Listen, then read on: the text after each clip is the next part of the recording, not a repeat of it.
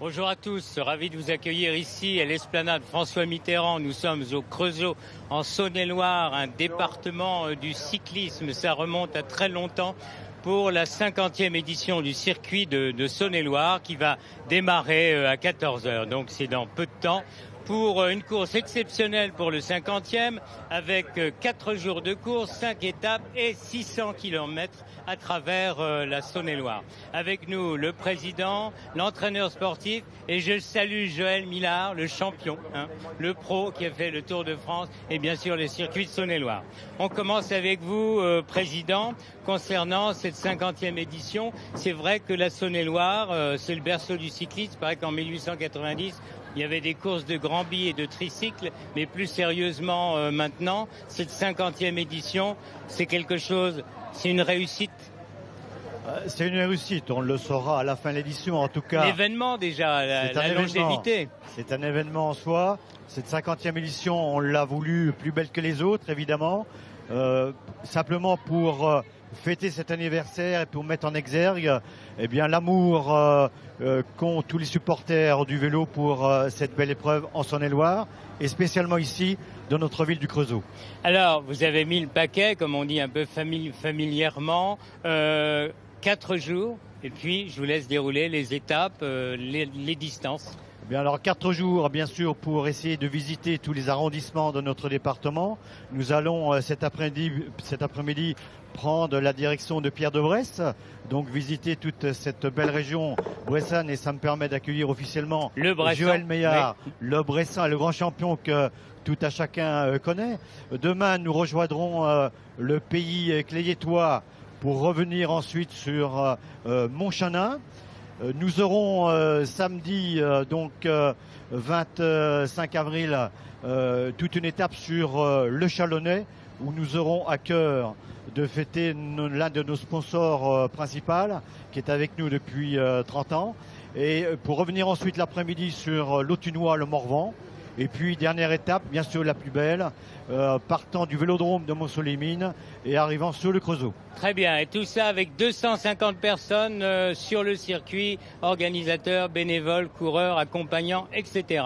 Oui. Avec nous le directeur sportif, vous avez été coureur vous-même entre 1989 et 2002, vous allez nous... On va dire un petit mot quand même sur cette course qui dure 4 jours, 5 étapes. Il fait beau, demain aussi, après la pluie arrive. Il y a tout. Oui, il y a de tout effectivement, notamment en ce qui concerne les parcours. Bon, Bruno a brossé l'itinéraire général, mais c'est vrai qu'on trouve aussi bien des plaines ventées en Bresse. On trouve des terrains plus escarpés dans le Morvan ou plus propice aux sprinteurs comme ce sera vraisemblablement à Chalon-sur-Saône samedi midi. Alors le club, c'est beaucoup de compétiteurs de tous âges. La course a donné vie à des grands champions, nationaux, internationaux. Je ne peux pas m'empêcher de vous demander lesquels.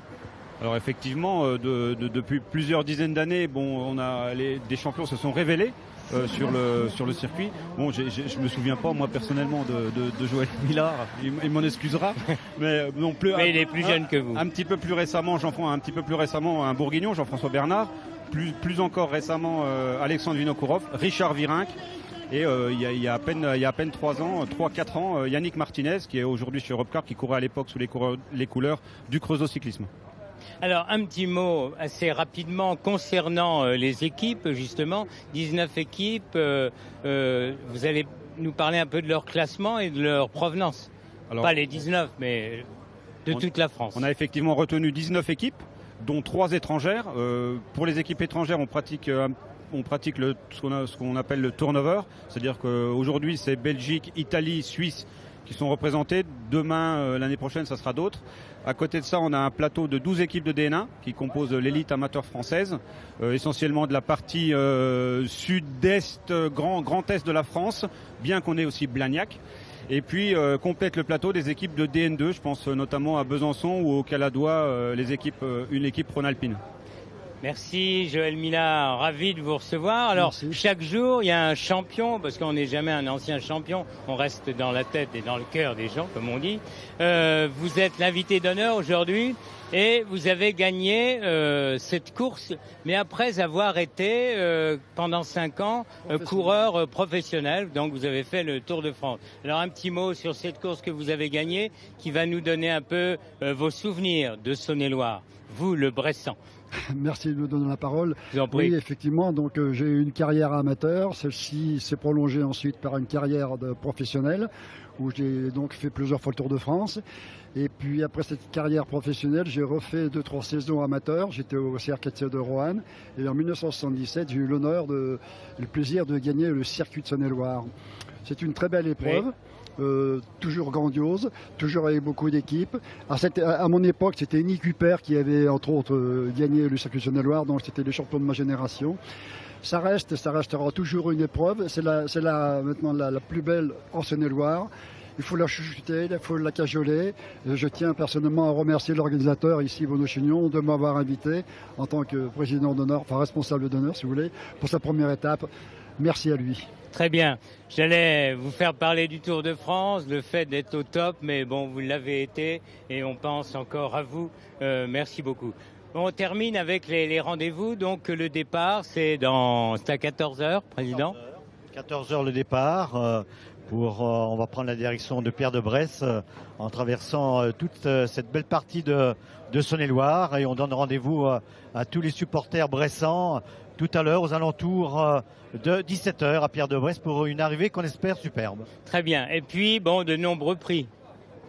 De nombreux prix, bien évidemment, enfin de nombreux maillots de leader sur lesquels, bien sûr, on aura une lutte âpre pour l'obtention. Donc, du grand spectacle. Voilà, du grand spectacle pendant 4 jours avec 5 étapes, 600 km. C'est le circuit de Saône-et-Loire, la 50e édition. Bravo à toutes les équipes dont beaucoup ont commencé d'ailleurs avec ce tour de Saône-et-Loire. Nous étions en direct donc, du Creusot, ici.